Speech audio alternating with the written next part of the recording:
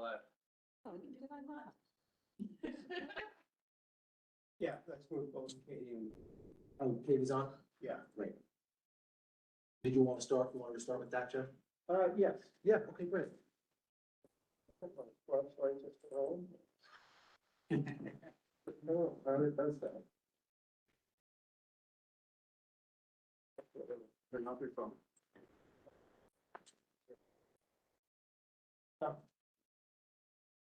Anyway, yes. Okay, everybody, this is the Battery Park City Committee, Community Board One, a monthly meeting. My name is Jeff Galloway. I'm the chair of the committee. I have next to me Eric Flores, one of our co-chairs. I don't see Justine on yet, but our other co-chair will probably join us online momentarily. We have several items on the agenda, almost all of which are constitute, in fact, all of which constitute to some extent presentations or reports by people from the Battery Park City Authority or on their behalf.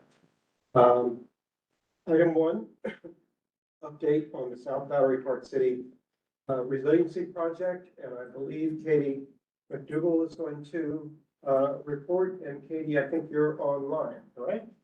Yes, I am.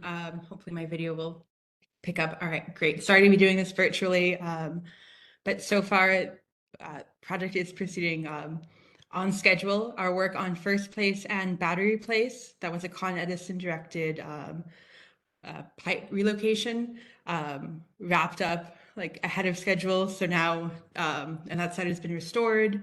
We're working on Vector Place and between First Place and the Hudson River on the installation of tide gate chambers. And as you remember from our previous presentation, tide gate chambers are incredibly important because they help handle tidal surges. So we're basically installing kind of a 54-inch outflow and an updated tide gate that will help better process any kind of flooding. And I went and visited the communities on Vector Place last Thursday and spoke with folks, especially now that we've begun staging on the north side of Vector Place. Spoke with folks, answered a lot of phone calls ahead of time. So now we've got, I'm sure an additional like 5 new folks who have signed up for our construction notices, and those go out every other Friday. The next one comes out tomorrow evening at around 5 p.m. And that's a great way to kind of stay updated on the ongoing work. Right now we're working through the tide gate chamber installation, again, First Place and Hudson, as well as Vector Place. The work on Vector Place is on track to be done by January 2025. And once that's done, all the parking on the north side of Vector will be returned to cars. Do we have questions from anybody? Yes, I make a comment. Yeah. I want you to know, I was so caught off guard when you said Con Ed finished ahead of schedule. We being CB1, about all of the construction projects around our district being held up by Con Ed being so far behind, so. Yeah. And that was a case where that wasn't technically our work. That was like Con Edison told us that it would be more efficient if we helped them relocate some of these utilities. So that's why that work on First Place and Battery Place, we worked really hard to get that work wrapped up efficiently. We knew that with school starting, we didn't want to have like that loud construction noise interfering with children's education or with like the Skyscraper Museum and the Museum of Jewish Heritage. So I'm happy to report that work kind of went off as efficiently as possible. Yeah. And thank you to Katie for that. I know she and I, but mostly she does a lot of labor work in terms of like physically walking through these places. And then I like sometimes follow up with a call, just like, hey, FYI, but they all know Katie. She does a great job. So thank you for helping us keep everything on track and the community so well informed. Absolutely. I'm always happy to answer phone calls and emails from community members. It's really great to kind of be able to add new people to our email list. Go ahead, Jeff. I'm sorry. Yeah, I have a question. I understand you're on track to open up Wagner Park early summer of next year. Is it going to open all at once, or will it open in segments? What's the plan? Wagner Park is scheduled for early summer. Once we can open up, when we can, we will at Wagner Park, certainly that portion of it. The portion that is the Battery Park property, the historic battery, that may be a little longer, I think. That's a separate work package.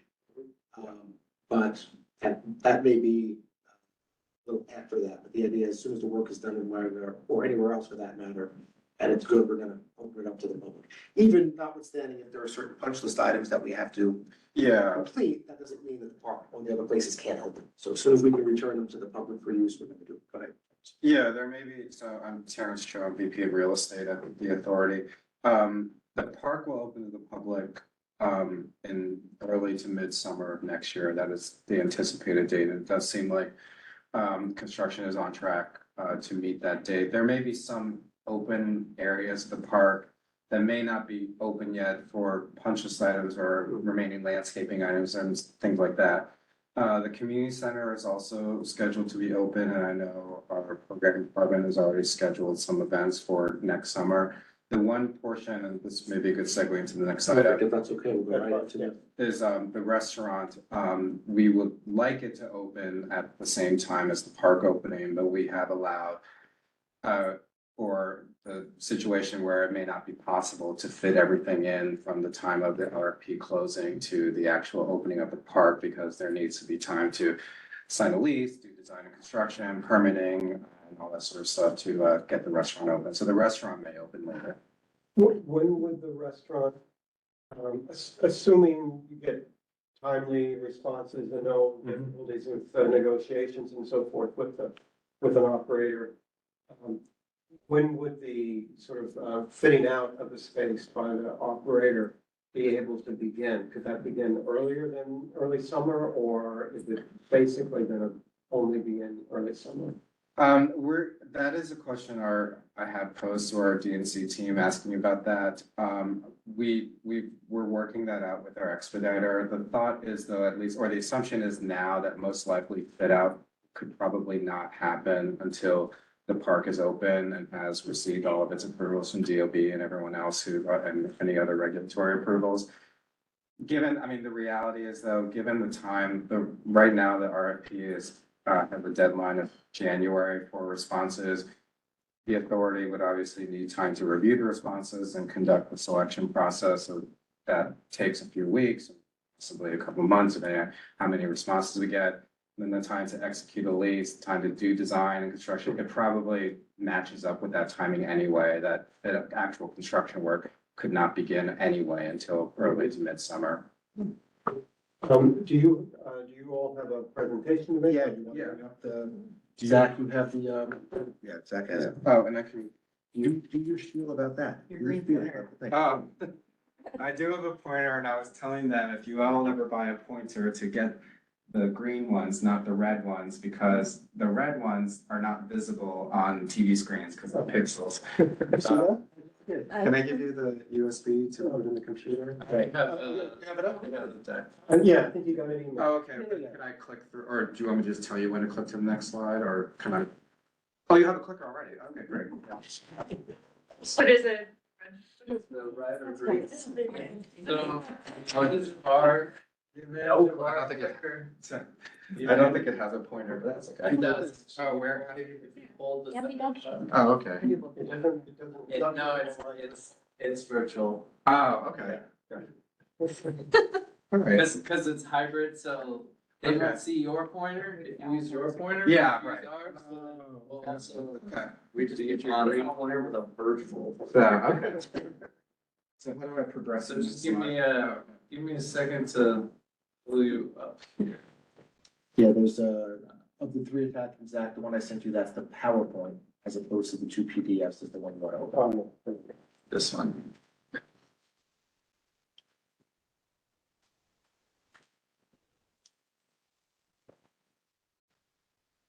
Are those extra agendas? Yeah. Thank you. Betty, do you need one?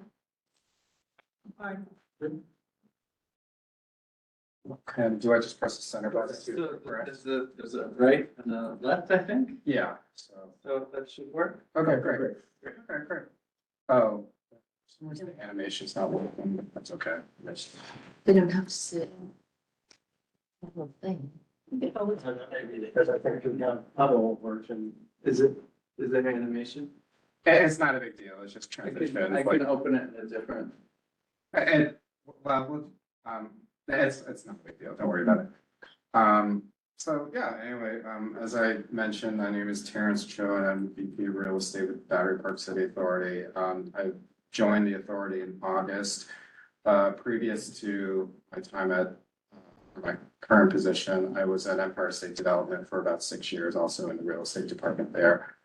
So yeah, I'm here to talk about the re-release of the Wagner Park Pavilion Restaurant RFP. It was released on Halloween. There is an information, you'll see it on the timeline. We do have a series of dates marking certain milestones for the RFP. The overall goal. Oh, there we go.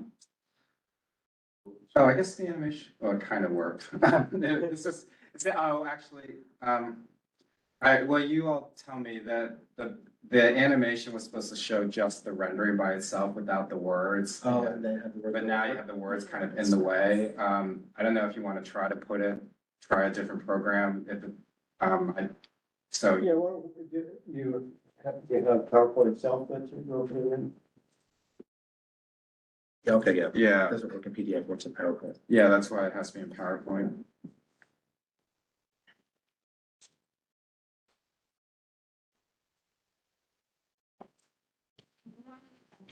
I'll download it and open it.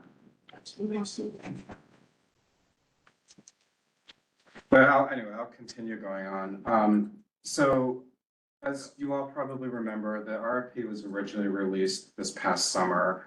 It was pulled before responses were due, because it seemed pretty apparent to the authority that we could probably have done a better job at doing outreach and publicizing the RFP. We didn't get over the summer a ton of signs of interest for the RFP at the time, both in terms of attendees to the information session that was held over the summer, as well as questions that were received.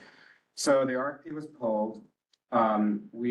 Myself and other people at the authority, we spent a lot of time doing more diligence to try to tailor the RFP to really set up a roadmap for a future operator to get all the information it might need to set up a restaurant and do the appropriate build out and formulate a business plan to have a restaurant at the Wagner Park Pavilion. The other big difference with this RFP is that we did also take the time to do some renderings of the space to get people excited and be able to really visualize the restaurant space itself. So I'll progress into the first rendering. So this is a rendering, it's newly created of the south wing of the restaurant. You are facing, this is a view looking south towards the New York Harbor. So on the other side of this building would be the New York Harbor. You'll see the outdoor dining area. Let's try to do maybe I'll not do the pointer. It's the center button if you hold it. Oh, okay, that's what I did, but then it seemed to go back to the previous slide. So if you otherwise I can just. Maybe I'm not looking at it. Oh, sorry, the top one. Oh, the top one. There we go. Oh, wow, that's cool. There it is. Okay. Okay, great. It's a little delayed because it's through the internet, so Okay. just Okay. slow. Yeah, so this is the outdoor dining area. Yeah, it is delayed here. And then the indoor dining area you'll see in a future rendering. The dining. Oh, I don't know if we should ask questions now on the. Sure. How far out will that dining area go? It seems, beyond the window or entrance there. Yeah, it's, the intent, yeah, it's just that one table. Yeah, it's not Here. it's not intended to. It's, People sitting on the lawn or not the restaurant. No, I meant the green, those. Yeah, green there's ones one there. table here. Yeah, that is not gonna be the intent. The intent is really just gonna be one, maybe two rows of tables, but the the overall intent is for the outdoor dining area not to obstruct the view of the Statue of Liberty through the center hallway. So in this rendering, it's not entirely accurate. Yeah, this table would not be there because Okay. that's too I far. was just wondering if it was gone that far. No, yeah. Okay. In total, as you'll see, if any of you have read the RFP, in total, the dining area, and I'll go to a future or you'll see it in a future rendering, is about 2,700 square feet. Our restaurant consultant, who we who did an analysis over the summer, estimates that it could fit between 80 to 100 diners in both the indoor and outdoor dining areas combined. And so what we tried to do in this RFP was articulate better some of the goals, or actually all of the goals for this restaurant RFP. And you'll see here the 5 goals that we outlined as the primary objectives of this RFP. First one being an experienced operator with a compelling food and beverage concept. So we want to be able to do business with someone who has experience running a restaurant. High quality and affordable, sustainable food and beverage offerings. Ideally, something that's all day and year round and that has sustainable both building construction practices as well as building sustainable building operations. And I'll get into that a little bit. As I was explaining before, we would love the restaurant to open at the same time as the Wagner Park, but realistically, that's probably, you never know. I mean, a lot of it is also out of really anyone's control because they do have to get obviously permits from DOB and Department of Health, and that could take a while. But we do have a contingency plan, which I will describe in a second, about if the restaurant is not able to open at the same time. And then finally, responsive to local community goals, including those outlined in your resolution from April earlier this year. So with regard to the opening, I did want to explain the contingency plan that is outlined in the RFP. If the restaurant's not able to open at the same time as the park opening in early summer, we would invite the restaurant to have some sort of a soft opening, whether it's through a mobile food kiosk or a food truck or something like that. We would approve and review the design and the scale of it. And we would most likely most likely offer the space for free to get people excited at the same time and anticipate the restaurant at the same time when the park is opening. So if the restaurant's not able to open at that time, we would invite the restaurant to do some sort of soft opening like that.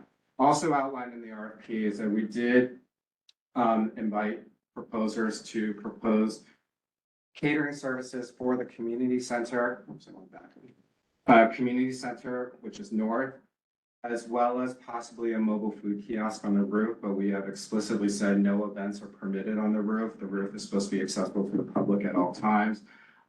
As well as possibly coming to an agreement about events at the restaurant, not in the park, but buyout of the interior restaurants, but we would come to an agreement of a certain amount of days per year and also the timing of that as well, and that would be outlined in any future license agreement.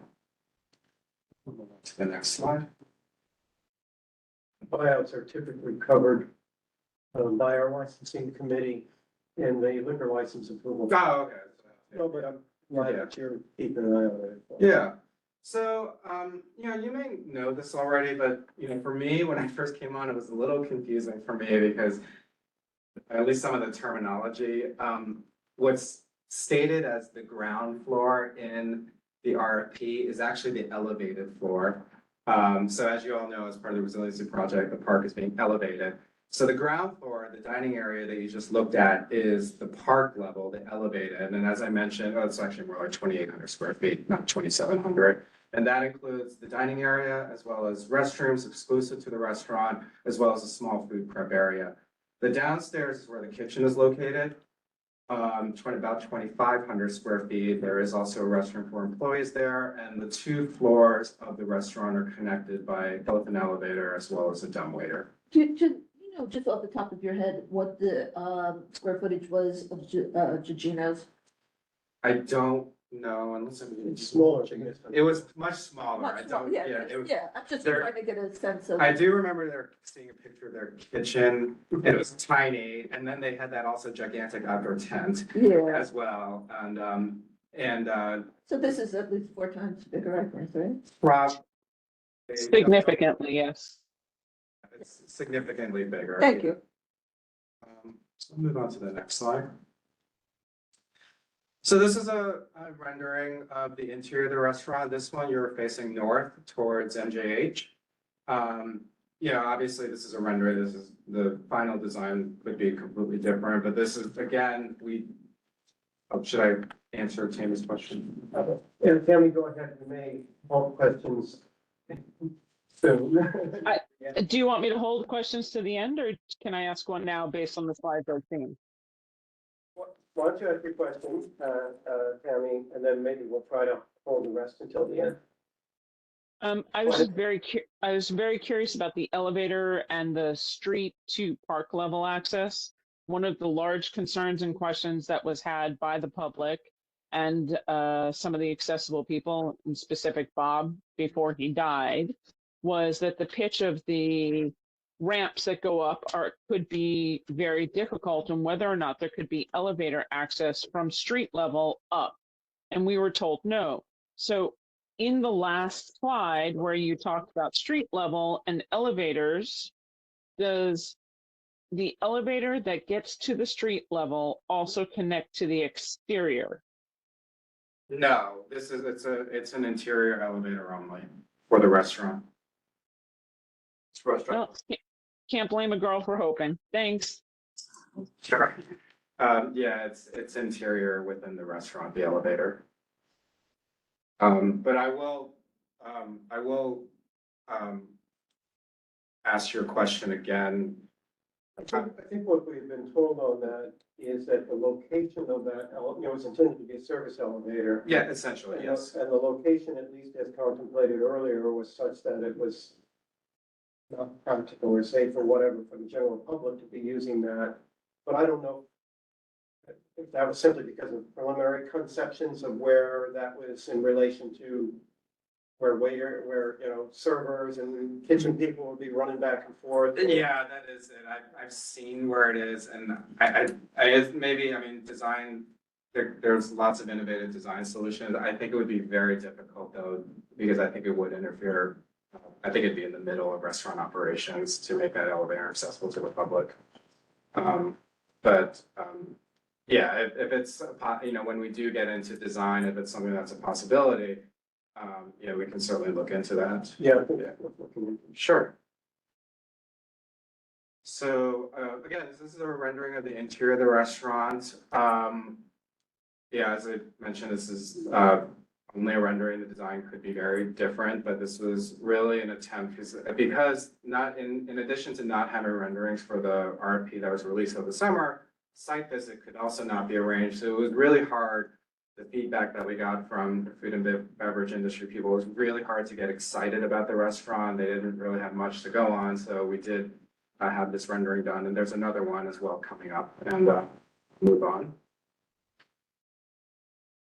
So this is the selection criteria that's outlined in the RFP. I think the biggest takeaway that you should take from this is that in the lower right corner where it says 10%, 10% of the total score is based on a proposer's offer for rent or their overall financial offer of how much revenue would come to the authority. The vast majority of the selection criteria is based on program design, the restaurant design, the concept, the experience of the respondent, as well as the feasibility, financial feasibility, construction management, and building practices of the construction, as well as timeline as well. Included in the 40% criteria is also community benefits as well, and that goes back to one of the primary objectives of being responsive to local community stated goals and desires. We'll move on. So this is the third rendering that was done at the restaurant. This is facing south. You'll see the Statue of Liberty. Sorry, can you put the last slide back up? It went by too fast for me. Oh, sure. And if you do have the RFP open, it's wait a second, because the RFP itself has a lot more detail. It is. Yes, I saw that. Oh, it's on page 30. Resolution in the RFP itself. Yes. Yes. It's on page 34, and the resolution, as Jeff just mentioned, is Exhibit E to the RFP. But the selection criteria outlined in the RP this is a summary of what you're seeing on this slide right now. Tammy, okay, sure. This is another rendering of the restaurant, as I mentioned, it's facing south. I'll stop here for a second. The next slide is the same rendering, but it has words over it, but, it's another rendering facing south. Again, we did these renderings to help people visualize and get excited about the space. The other thing I'll mention while I am talking about some of the differences is that the RFP also, it lays out a lot more information about what to expect in the space, things like details about mechanical systems, things that detail about electrical loads, signage opportunities, what were our expectations for operations. So, and a lot of that detail was missing from the original iteration of the RFP. And this is one of the animations that is up there that was, so thanks for downloading PowerPoint. This is the timeline of the RFP. As I mentioned, it was released on Halloween last week. There is an information session that's going to be held at our offices in about a week and a half. Deadline to submit questions is December 16th. Although if we do get a question after that deadline, I mean, we certainly will answer it, but this is just an attempt to just really project manage the whole process. And then we are asking for responses by January 15th of next year. And there is an instruction understanding that right now is a busy time for restaurants with the holidays and the fiscal year, things like that. There are instructions in the RFP for proposers to ask for an extension. And the extension is granted as outlined in the RFP. That extension would be made public. The one thing that we are very much trying to do is having a site visit. I think we will be able to have a site visit. We're settling, me and the DNC department is settling on a final date, and we will make that announcement on our RFP for an addendum. The reason why we haven't held it yet is because right now there's too much construction activity, so it's a liability and safety issues, but we think a lot of that activity will die down enough, probably either shortly before or after Thanksgiving to have a site visit, and we will give notice of that on the website.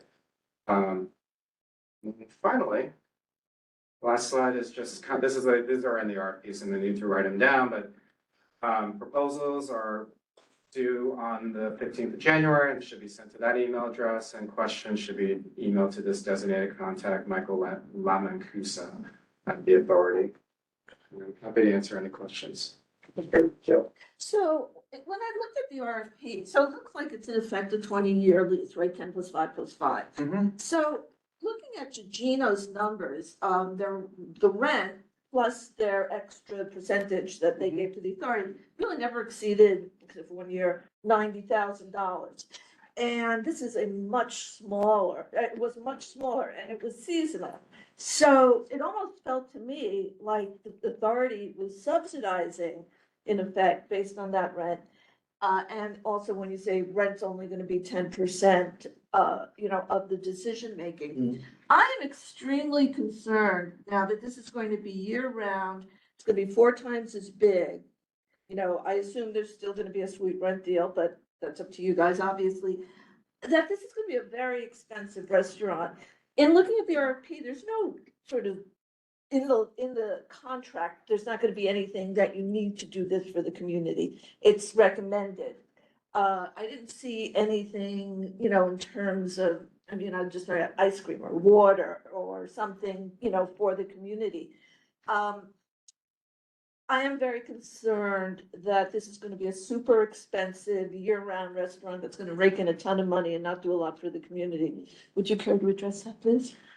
Yeah, we have asked for, in our proposals, we have asked for respondents that they will need to, before any selection is made, that they will need to provide a business plan and a concept, which includes the overall target audience of the restaurant, as well as a sample menu with sample prices.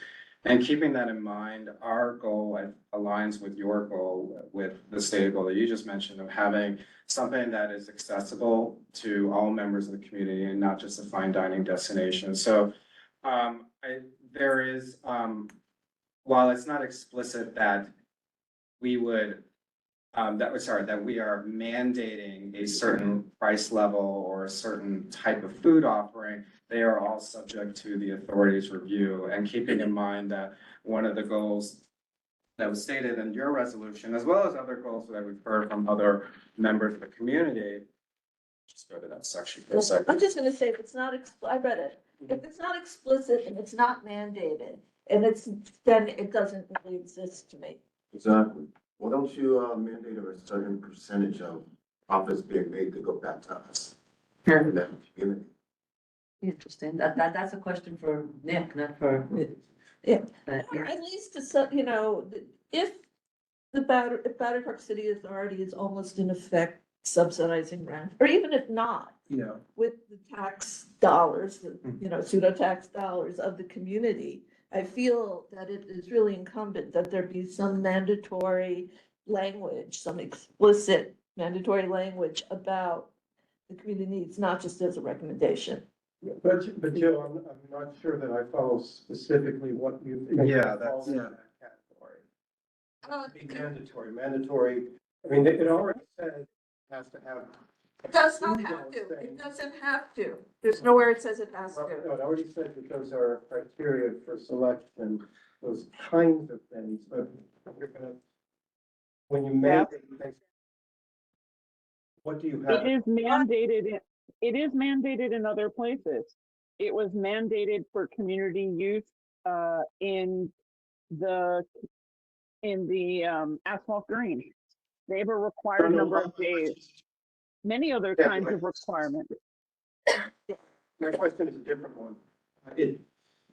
We did have some specific things that were mandated for the community center. I'm trying to find out what are the specific kinds of things that you'd like to Right. see mandated. So, and what I'm saying, and I'm not an authority on real estate, so I defer to people who are, but those items that are just recommended, I would like to see some of that be explicit.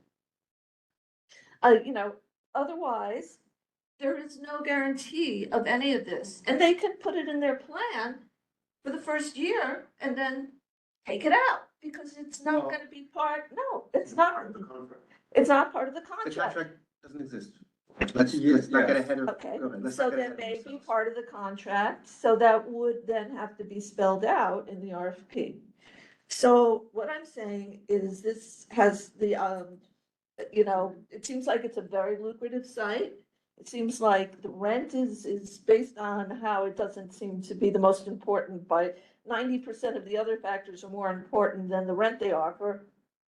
That this could be, very lucrative 20-year deal for a very fancy restaurant that can say whatever they want in their meeting. But come year 2, they don't have to do it. Yeah, but that's the case for any contract anywhere with anyone, any point, right? They're No, that's not true. subsidized, I think, or Yeah. that's the issue. Yeah. Right. Right. But the flip side of that though is that for example, the 40%, that emphasis is on the community objectives. and I goals. read that, but not, the emphasis may be on it, but it's not mandatory. It's not explicit. And it is not necessarily gonna happen. And we here have all been in the position of promises that are not upheld, or that they're not upheld over the long term. Okay. And we have all learned the hard way that if it's not in writing, it doesn't exist. And that's all, that was my comment. So I think what I hear you saying is that, let's say someone is selected because in that, among other things, in the 40%, they say they're gonna do A, B, and C to address the community. Yeah. I think what you're saying is as simple as, okay, well then that needs to be in the contract.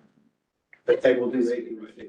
Right, and something like that would be, we would, I mean, they would. The RFP does not say that, so you can't kind of ask them to respond to an RFP. Well, we're, yes. That's part of the contract That's negotiation. part of the contract negotiation, Okay. yes. Yeah, if they say they're gonna do it, but they won't agree to it in writing. Right. Yeah, that's the problem. Would the authority come back to us when it's time for them to sign their contract so we can review it to make sure that that's included? I'm telling, go ahead. Yeah, I don't see why we wouldn't. But we'll come back to you, update you. I don't know, in terms of how it times out, like, I can't say we're gonna be back before the contract goes before the board, Right. but if we're Well, I telling you think that that we're we're talking talking Hey, about. Jeff? Yeah. Jeff? Yes. Jack? Yeah. Sitting out in the Netherlands here gives you a really great opportunity to not be necessarily in the space and yet hear what everyone's saying. So it's interesting. I would recommend, based on the answers that we've gotten or experienced thus far, that we go on record with a resolution about this, because yes, they will come back when they're ready to sign a contract and tell us. But if we haven't codified our concerns in the project and how it's going from RFP and the non-requirements for community, it's no offense to the Battery Park City Authority, but it's really about the expectations that the vendors have when they're replying to the RFP, right? They have an expectation, they're figuring out their fiscal modeling about what's going to work from them. Yes, there'll be negotiations and contracts, but it would be significantly better for both the people responding to the RFP and the public to have those expectations more clearly outlined versus, quote, recommended. We know that Asphalt Green, even though it is in their agreement that they have to provide stuff, does not want to and puts roadblocks into accomplishing the stuff that's supposed to be free and agreed to. We've had fights with them that we've gone to the Battery Park City Authority and they've supported the community and it's been really good. But I'd really like not to have to say, well, it was recommended, but it doesn't happen. Even when it's in writing, we fight and aren't getting it. I refer back to the Battery Maritime building for the arguments that we have as a board for these types of things. If we're looking to protect the public advocacy and be the public arm, we should put it in writing, we should have it by resolution, and we should send it along.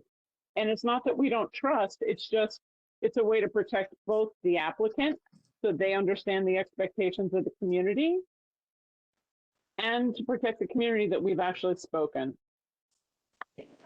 I think the sequence that I would propose is, we already have a resolution that says what we want, and that is in fact part of the RF. It's both summarized and is included as an exhibit to the RFP. When it comes time to evaluating responses, we would like to be part, subject to whatever the New York procurement rules are and confidentiality and whatever, we would like to be part of the process of evaluating so that we can give you our views as to what extent do they meet these Community needs requirements. criteria. And to ask, and to make sure that whatever they are proposing that is supposed to be for the community is in fact included in the contract. It's kind of hard to dictate ahead of time what the contractual terms should be, because you don't know what they're going to be proposing that satisfy these general objectives. Right, but when they're looking at the RFP, it's just a recommendation. No, So they're if they going to can be be- evaluated. So they're going to be evaluated on Yeah, that. So they- yes, but it doesn't mean they'll be evaluated on, in terms of the RFP. But they're nowhere that on these recommendations. I mean, you're very They're not- smart, I know you. No, they're understand not what I'm saying, bound by the but RFP. They're not Well- going to be bound. That what you're saying, By the but that RFP, contract. because They're they're going to be just, bound by the contract. Right. They don't automatically get. but then aren't you kind of playing not being fair to them, the applicants? Because they're not gonna Yeah, understand. no. she's not. Yes, they will understand. They have to, yeah. The, All right. the other thing is Not that, writing. well, I'll answer also your two questions. Yeah. The other thing is that if a selected winner of the RFP does even, it doesn't have to be a drastic change, does a material change to what it won the bid on, that would be a procurement issue as well. I mean, because they've essentially misled us. And Yeah. so that would be an issue as well. So there are some obligations, there are obligations that whatever materializes out of the selection process should be the same as what was presented to us for evaluation. If it's not in writing, it doesn't exist. No, but that isn't right. That's But part of it's- procurement. yeah, I mean, That isn't I right. mean, That yeah. is- That's part of the. On it, you're not gonna win that argument. No, I don't see. No, I don't see why. Yeah. Because it's Yeah, gonna I be mean- codified in the contract. Yes, if it's codified in the contract, yes. Yes. that's what we've, and that's what we'd like, so if I may interrupt you, may I Go speak? ahead, Justine. If I may interrupt you, Jill, to say this, I think what Jill is trying to say and kind of putting it concisely, we asked for general, outlines in the RFP, you asked for general outlines in the I think RFP. we- That's what, yeah, we did, we had our input, I think you've tried to incorporate our input, which I appreciate, and thank you for that. Yeah. Once you get people to actually respond, and I guess can I say this? The bad news is that you haven't gotten any responses so far. Well, the only RFP We haven't was put this one released out last yet. year. No, this just went out on October 31st. Oh, okay. Yeah, it's only been out for a So week. it's not long, okay. But, I mean, we want people to respond. One of the things that we talked about was having different price points and different times of opening, which I think that's what Jill is looking to. So hopefully someone's gonna come back to us, you, with that. What we'd like to do is review what comes in. Not that we're gonna have a say, the contract's gonna be yours to write, right? I mean, we know that. The community board would like to look at it though and see, what is it that you're seeing? And if it comes down to it, that nobody wants to give us what we're asking for, and you can't possibly get it, I don't know what the answer is gonna be. But that also. But Justine and Jeff, we have asked for access to contracts before, within the last 2 years, and we have been told that that is not allowed. So I'm not sure why we This would would be now. why would this be any different than the last conversations we had with the Battery Park City Authority about contract, where they said Not- no? That's- I don't, Understand me. I guess my answer back is that if the RFP. it's not you, it's Nick who needs to answer that. I Not know, you, but not Jeff, it's Nick and Tom. They Okay. have to answer. Will we be allowed to see RFPs in the contract? That's the question, right? Nick, why don't you answer Kevin's question? Okay. We have in the past, and I don't recall what exact solicitation it was, but I remember Gwen in the past saying that if we wanted to kind of describe in broad strokes some of what was included in responses, I think that was something that we Yes. would have done. Yeah. I cannot commit and will not commit to saying you can look at the responses therapy. I don't know the rules enough nearly to say that, or if we could do it. But Terrence, go ahead. Yes, I will vet this with procurement. Yeah, as I mentioned before, I came from another state agency. I was at ESD, and Tammy, you may remember me from the 5 World Trade Center project as well, so you may remember. So, we had done essentially what's Which we considered, couldn't see anything. what's Yeah. called Yeah. a blind review. Yes. Meaning that most likely, we would be able to, what Nick just described, present the highlights of the responses that we get and answer questions. The identities of the bidders would be hidden. Yeah, that's fine. But I have to vet this because procurement guidelines at agencies, different state agencies, and possibly city too, slightly differ. So I have to vet this with our procurement officer. I have done that in the past when I was at ESD, and it sounds like from what Nick described, the authority has done that as well. So, let me vet that with our procurement department and we can get back to you. Yeah, I think the answer, and I don't want to speak for you guys, you speak for yourselves, but my experience with 5 World Trade Center is you can't see anything to do with the contract, it's confidential. But that And we doesn't mean weren't- we can't make our buyers know in terms of what should be included in the contract. Yeah, And that doesn't mean anything. I think we should make a suggestion. But yes. It means a lot if they listen to us. if they listen to us, yeah. I mean, And and they said they will. I guess my point is, if what comes back as a proposal is nothing close to what we want, that's also something. We address it. Do you We remember, address it, and also, but that's something that we would want to know. do you remember 5 World Trade I Center? do, yes, I do. And I'd like to see it in the RFP or at least know that you're reaching out to people that, because if the applicants are not aware that this is something that is going to be mandatory and included for the length of the lease, then there's nothing. We have, I don't see how they can have that impression. it doesn't matter. If it's not, it doesn't exist The RFP in is real not, estate, right? the RFP is not the contract. Yes. Description. Right, but they're putting out a description and asking for responses that do not include this. It's hard to, right, what I will say is that it's hard to negotiate terms when we don't even have a counterparty yet. What I will We'll say never is, know what their negotiations are. No, we won't. what I'll say is that in the RFP, it's made very clear that essentially everything about the restaurant, operations, design, construction is subject to BPCA's review. And whatever frequency that is, whether it's annual, quarterly, but anyway, everything is subject to our review. So the programming design, what I can commit to is that we will, the authority during the life of the lease, at this point, what I can commit to, it's hard to say what we can commit to in the contract.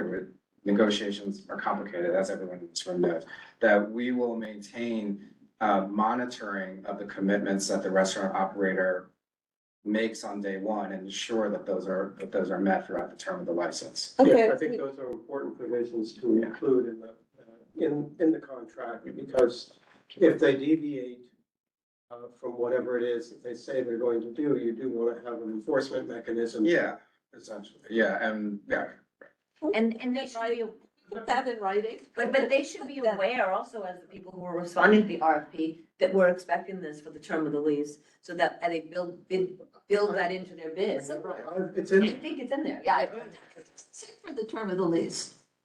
That's assumed when you're signing a lease. My husband and I used to go through this, and believe me, what you're asking for is really outside the scope of anything that we would have considered.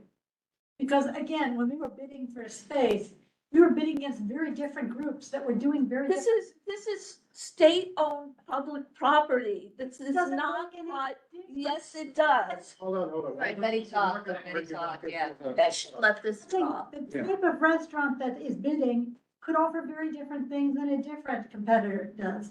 What's reasonable is going to vary by kind of. I don't care, but I am talking about. No, you're not. I'm Jill, done. Jill, you talk when I hold on. Okay, thank So you. we're gonna follow Robert's rules here and not debate one another. Betty, I understand your point. Are you finished with your point? Yes. Okay. All right. I'm actually very excited about this. Oh, sorry. I'm not looking at the online screen. Tammy, go ahead. So I appreciate all of this information and the Battery Park City Authority being willing to have the dialogue and, sit through this. Thanks very much for coming in. Yes, I do remember you, sir.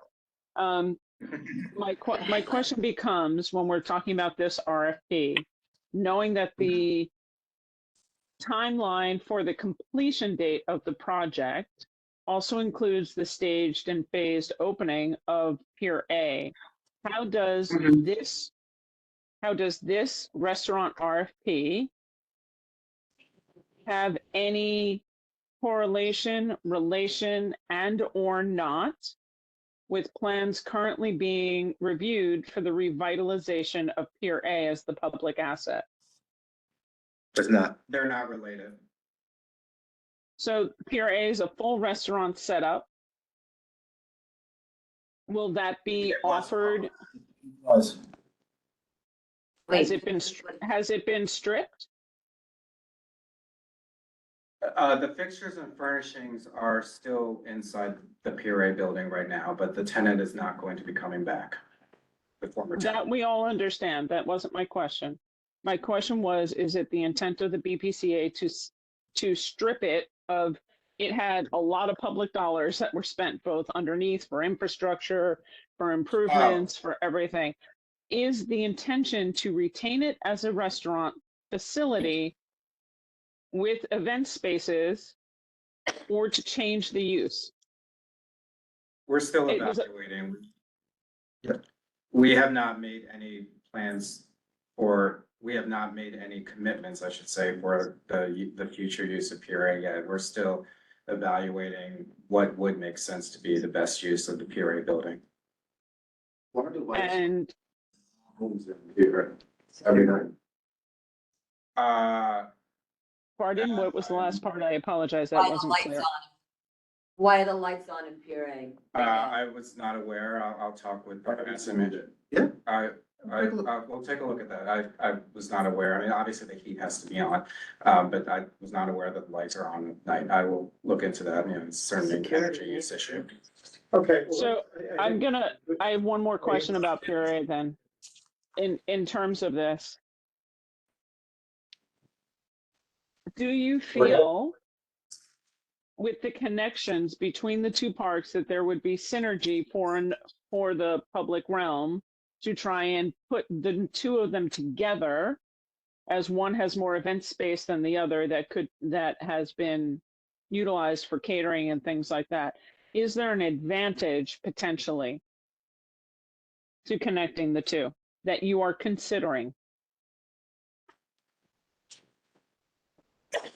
Say, right? Yeah, it's too early to say. I mean, I think from, I'll say like not wearing my BPCA hat, just from a business perspective.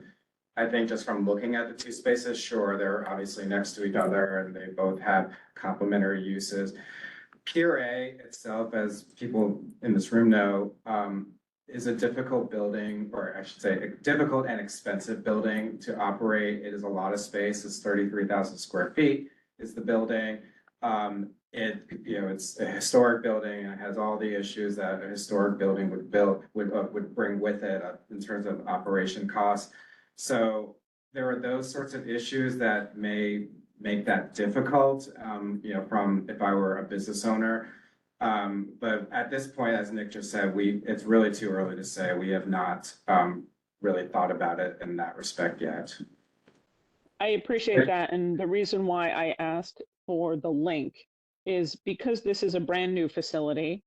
It has an opportunity to overcome some of the challenges at Pier A by connecting the two from a food and beverage perspective, from a catering perspective, from what you've done here, linking just based on coming out of hospitality and restaurants. There is a potential that there is an advantage to make Pier A more viable because of the space that you have now in Wagner. So I would tell you to please, while you're creating plans, hire a good consultant who can look at that, because what you're doing at Wagner has the availability to augment the kitchens and how the things work between the two buildings in a way that could be really robust. Yeah, sure. No, it's a good point. It's a good insight. Yeah, we will certainly look into that. Betty, you had your hand up. I'm sorry. Yeah, well, reading the RFP, there was one thing that kind of struck me, coming out of transportation. It talked about for the applicants, they could have in-house and they could have carryout. Yes. Now, as far as carryout, is that excluding any kind of, not that I have a position on this, but that including deliveries? Because I was thinking, what about things like Uber Eats where they actually pick it up and take it out somewhere? What about, e-bikes and other things? Where do you draw the line on defining what is carryout? Yeah, I know what you mean. And I live in Chelsea and I certainly had some of those same annoyances as well with delivery. But I think, yeah, we are certainly going to strike a balance with that. That's going to also have to be a conversation with BPCA Parks operations as well. Obviously, there can't be bikes just all over the place and, in particular obstructing walkways and pathways. So, we certainly, when we look at the operations of the future restaurants, we'll balance that with, the need to maintain spaces open and not have crowding. And, we may have to limit bike pickup and that sort A of lot of thing. things have cars too. Yeah, cars as well, because there isn't on-site parking. Yeah. And so we will, we may have to limit that in some respect, and we'll have a conversation with not only obviously the future tenant as well as BPCA Parks operations as well. Don't you see the new driveway that was added for service and delivery being their opportunity for where the bikes and the Ubers would pull into? Yes, there is a new driveway, and that certainly is a possibility, but that's also being used for service and delivery, so there might be congestion there. I mean, BPCA Parks will be using that very heavily to support the park's operations. But we. But they yeah, don't- that- They don't work at night. BPCA parks, other than bathroom cleaning, doesn't work at night. So when we're looking forward, we're a bit of an educated consumer on this. And my concern would be exactly what Betty is saying with the new service driveway that you have there. And it crosses through the sidewalk, that it will then become a 24-hour service driveway as long as the restaurant is open, that it would be service for the Parks Department, service for the restaurants, and then in the evenings, it would be full deliveries in and out. And that is a quality of life concern because you have no bike lanes on Battery Place.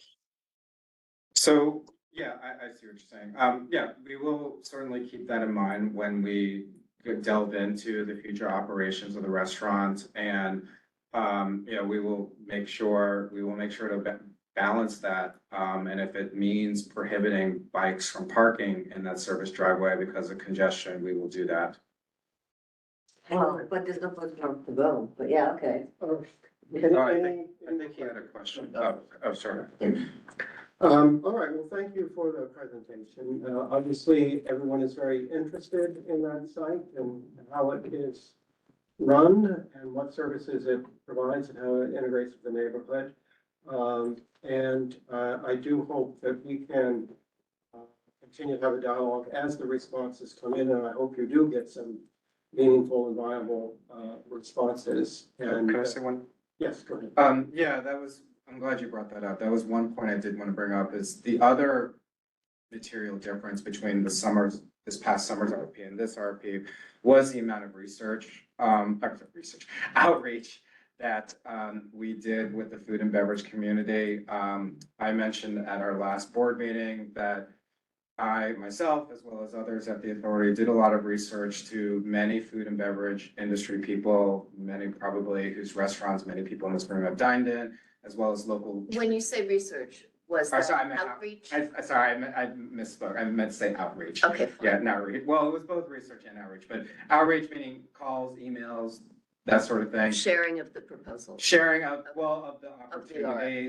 We obviously couldn't release the RFP before it was released publicly, but yeah, there was some articles over the summer telling them about the progress of Wagner Park. So a lot of outreach was done. Trade groups are helping as well. The New York Hospitality Alliance has agreed they will be helping publicizing, broadcasting the opportunity, as well as James Beard as well. They also agreed Nice. with me to help publicize the RFP. So we did a lot more research than was done over the summer. Okay, that's good. But we posted Outreach, it I see research, outreach. Have we posted it itself? on the CB1 website. I think we should. Jack, Tammy, do you have any objection to us posting the RFP on our website? Are you kidding? The more the merrier. Yeah, okay, yeah. Okay, let's do that. So And we let's- also, did BPCA make an concerted effort to ensure the prior restaurateurs were, okay, great. Yes, I reached out to the owners of Gigino's and told them of the opportunity as well. So, and they are welcome to submit a bid. I'm sure it's something we really like, right? We really like to do that. Yeah, Gigino's was great. Great, From thanks. the one- Okay, all right, well, thank you for that report. That's exciting and interesting. I think the next item, everything is Battery Park City Authority. Yeah. Next item is you, Nick, on ball fields. Dog runs. Our road's very good. No. Is it? No. Well, small fields and Doesn't dog matter, runs. but how we wanna I don't talk think it about it. matters. Where do you go in? Yeah, they're both there. Oh, yeah. This is, I think it's very short. it's short. Yes, I'm sorry. Yes, it's brief. We were at the Youth and Education Committee earlier, this year in October with an update about the plans for the EPC ball fields upgrade, which itself was kind of two distinct efforts. It was the replacement of the turf and the replacement of the padding, which is worn and ripped in some places. We had put an RFP out, and got a few responses back, but we were not confident based for the replacement turf, I should say. We were not confident based on what we had received back that we would be able to make sure that we delivered the ball fields turf in a way that was in the timeline we needed, the quality that we needed to ensure a successful spring opening in April, which, as everyone knows, is when the Little League starts its season. They actually start using the fields, actually quite heavily before that in the lead up to opening day. As we discussed that evening, for those who may not be aware, there's a pretty finite window in which we want to aim to get the work done so as to make sure we can get completed, but also not unduly impact either the ending of the fall season, which ends usually right around Thanksgiving, right up until Thanksgiving, or the start of the baseball season, which starts in March, call it March, April. So all that to say is the turf replacement project is still going to go ahead. We're just going to aim to hit it this time next year to make sure that we are more precisely getting hitting that window and not endangering the risk of start of the Little League season. Spoke with the leagues about this. Andrew, Downtown Little League as well, Downtown Soccer, Downtown Giants, all were very understanding because as much as we all want to make sure that we can get the work done, we are not willing to risk the start of the season. It's too important to make sure the kids have a place to play. So slotting it for this time next year allows us to do some maybe of the preliminary work a little earlier. We can have potentially a contractor on board, any of the supply line issues that may exist, maybe start having the turf ready to go. So this way, when we hit that window, we are not then starting that process. We can have everything ready to go. Thank you for being so responsive to the Little League and the kids. That's wonderful. We really don't want to miss that window. It's very important. That was our North Star was March 1 completion. Yeah, great. That said, the other issue is the padding, which I know has been a concern for some folks for a long time, as well as because I walk by, I don't like the way it looks. Some of it looks fine, some of it doesn't look great. So the good news here is we are able to be proceeding with the padding replacement effort this winter, 24-25. And the added benefit there is we can do that without having to close the fields. When the turf is replaced, you have to close the field, but the padding can be done without having to close the fields. So the fields will be open all winter for folks to continue to use as they normally do with the months of December, January, February. So it's kind of a good thing in that it's not like we're saying we're not doing the turf this year, but the fields also closed. We're not doing turf this year and the fields don't have to close, but we also are doing the padding this year. So that's the reason. I do. So no, thank you. So that's wonderful. I think that's excellent because the padding has needed to be replaced for over a year. So I'm very happy to hear that it's going to get finally done. It'll be done. And like I just interrupted you and said, great job of considering the kids and the little leagues and everything. Question for you is, and you may not have an answer now, with it being off for a year, does it have any impact on the 5 trees that were in question, or you just don't know yet and you wouldn't really figure it out? Yeah, I mean, so the idea. Nothing's gonna happen now, right? It's gonna happen now because the fields are gonna remain open. One of the things that, we did mention at the meeting with Ed is there is if you picture in your mind's eye along the fields, along West Street between Murray and Warren. Yeah. Yeah. Right next to the fence where the turf ends, there's what we call a bioswale. We went into this in a little bit of detail at the committee meeting. Which is like an area that helps with runoff. It's an earthen area between where the turf ends and the fence starts. And it runs from Murray Street all the way up to Warren, and then around a little bit back toward North End Avenue. And in that stretch, there is about, I think, 11 or 12 trees. This contemplates the 5 of those trees that are closest to Murray Street would come out, the bioswale would come out, for a number of reasons. One of which is we had gotten feedback from the leagues in our recent discussions with them back in June, soccer, and some other leagues as well, that, the trees are kind of, They're in the way. they're not necessarily, I don't want to make too sensational about it. I'm not saying kids are clocking into trees every day, but there's a chance that kids chasing a soccer ball, they're running through a tree. Yeah. And is Jeff tells me when I spoke with him about it, that he remembers maybe 10 years or so ago when they first came up. That was also feedback that he recalled. Yeah. Historically, there was, People- he has- when the fields were The artificial turf is being put in, the league's one of all those things, right? So, and then the other item is, from our perspective, we have folks who are horticulturists, obviously on staff, and folks who specifically work on turf throughout Battery Park City, both natural and artificial. The feeling there is the bioswale, while certainly well intended, is kind of a weird area to maintain. Like, we obviously maintain our parks to extraordinarily high levels, but it is just a weird area to kind of have like a ball field and then a strip of dirt and trees and a fence. So the thinking is, by the folks who do this for a living and who are, as environmentally and sustainably minded as anyone is, we're okay with having the field be a field. Yeah. Have the kids play there. And there are 1,800 or so, at latest count, trees in Battery Park City. These 5 can come out, the other 5 or 6 would stay, that are further out from where the kids play. And that area would then be extended for children to be able to play, a re-extended play area. There's also a large square area, if you know where the mechanicals are elevated at the corner of Murray and West. Yeah. There's like a big square that's cut out with like one tree in the middle of it, but it's, a Yeah, couple hundred square feet of additional turf field that could be there. So that's and that'll be opened up.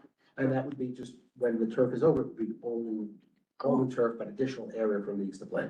That's nice. Yeah. No, I mean, I think that makes sense, and thank you for the explanation.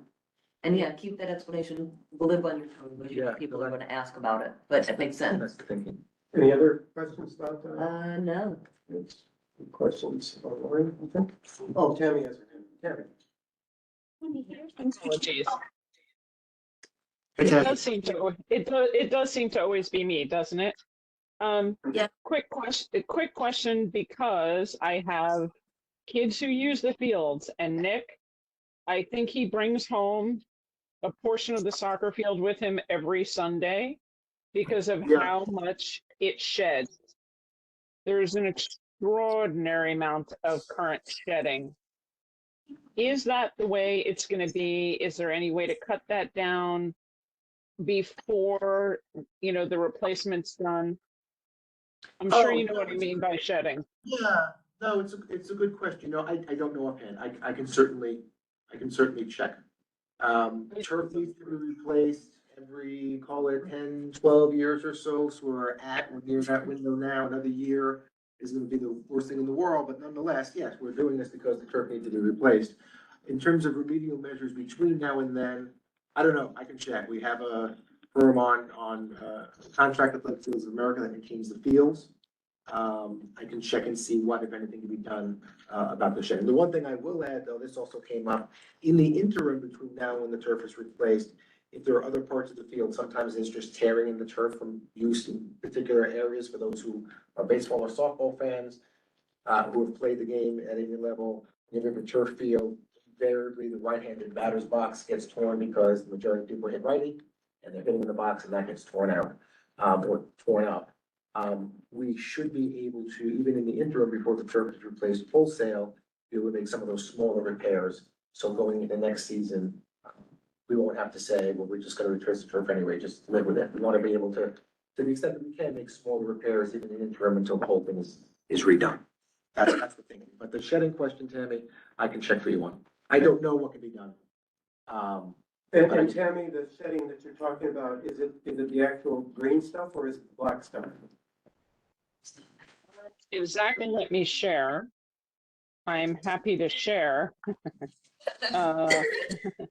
I'm happy to show you and share what I'm talking about because it's pretty robust. So But I don't know. it's brutal. I will tell you, it's seriously brutal. So let me see if I can share that with you. I will attempt to do so right now. Apologies because it's new phone. There you go. There you go. Can you? It's green, not black. Wow. Wow. Oh, that's Yeah. good. That happens, So- happens on turf fields, but yeah. Yeah, and I understand that happens towards the end of the useful life, but this is, I'd say, double what it was last season, for soccer. Wow. Yeah, so It's about, a picture says 1,000 words, so any kind of accommodation that could be made to help treat the fields until they are closed and repaired would be greatly appreciated. That is, Okay. was that halftime, Eli, or at the end of the game? That was at the end of the game on Sunday night. That's rather disgusting. All right, so if anything can be done, we'll have to. I will check it. All right, let's go on to the next item. Okay. Dog runs. I am happy to, well, do a couple of things here. I want to introduce, my colleague Janie, Hi, Janie. who works in the design and construction department with Wayne Dawson and, the rest of the great team. And Becky Beaver, who you know, who works in our comms team, who's been in a few meetings now. The context here for the folks who are maybe tuning in, for the first time, I know it's a hot ticket, the Battery Park City. Back in May, we had discussed dog runs a little bit. I know Jill had brought it up, about the state of the dog runs, generally, dog runs, what can be done, what plans were there. And we had mentioned at the time that, we were gonna be engaging a kind of a process to review and upgrade the dog runs. And that will be back to you. So this is a continuation of that. I will turn it over to Jamie and to Becky to kind of give you some history here. The one thing I will note is there are 3 dog runs in Battery Park City proper. There is the Kowski Plaza Sirius Dog Run right near Gateway Plaza. There is the South Dog Run, which is just north of West Thames Park. And there is the North End Avenue Dog Run. This project that we're going to have Janie go through now, Janie and Becky, contemplates upgrades to Kowski and North End Avenue. Doesn't mean we don't plan to do West Thames. It's just from a very practical perspective for those of you who've been here for a long time. I know just team members this. That stretch of Lower Battery Park City, along West Street, where the West Thames Playground is, and where the dog run is it's Battery Park City, but a lot of it is technically state DOT land when they were redoing the walkway and the bridge and all everything. that. So, what we want to make sure that we're able to do now is begin the process of reviewing and updating, upgrading, Kowski and North End Avenue dog runs, with the option then down the road to go back and do West Thames once we can work through any jurisdictional considerations we need to with state DOT. I don't think it's insurmountable. It just means that we don't want to hold up what we know is the work that we can do in the dog runs now that we have full jurisdictional control over. So 2 of the 3 is what this contemplates, and I'll turn it over to Janie and Becky. Thanks. And, just to kind of come back here on what we talked about, it is only 2, and the project is gonna be under $1 million, so we're not doing any crazy, like complete rebuilds here, that would be something nice, I think, in time to continue to improve on, but this is just, to improve on what we have right now and keep building out on these 2. So we'll go ahead and start here, make sure I'm doing the remote right, there we go. So the main objective of the dog runs that we are working on is to improve upon our existing features. So that's things like ground surfacing, that the dogs are walking on, fencing and gate access, making sure that these dog runs are secure, confident having an animal in that space, water play and topography. And then, also just for people who are familiar with their dogs, the seating, shading, lighting, like how comfortable are the dog runs to be in for the humans along with the dogs. Drinking fountains, and of course, last but not least, waste collection within the dog runs themselves. And so, Janie and I actually got to go to the Battery Park City Dog Parade, had a fantastic time. Jeff, thank you for it's a great hospitality. Yes, thank you so much. It was really a great day, and we also appreciate, the continued support as we are getting feedback on how we can improve here. But, one of the things that we did is we had a table, we had conversations with people who had brought their dogs to the dog parade. And so we had treats, we had a lot of fun out there with everybody, the dogs came up to us.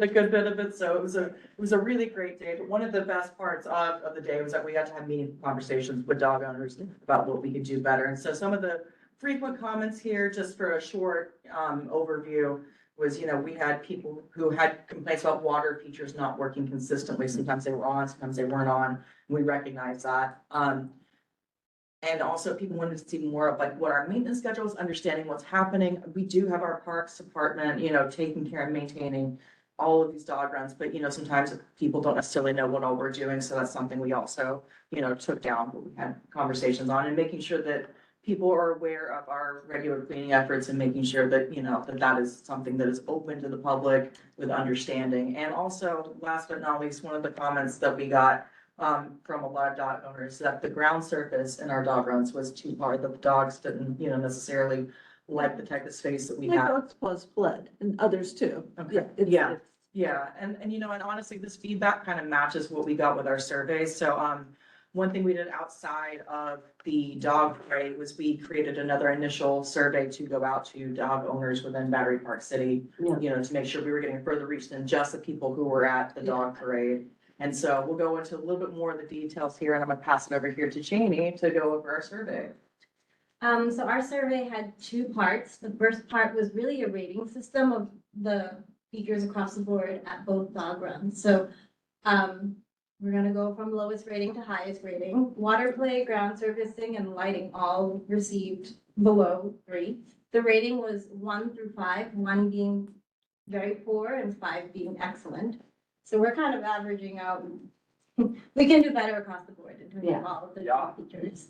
It's clear that the community senses that, and we recognize that as well. So water play, ground surfacing, and lighting didn't do too well. And then shading, fencing and gates, waste collection, seating, all above 3, but still not great. So we can improve on all these things.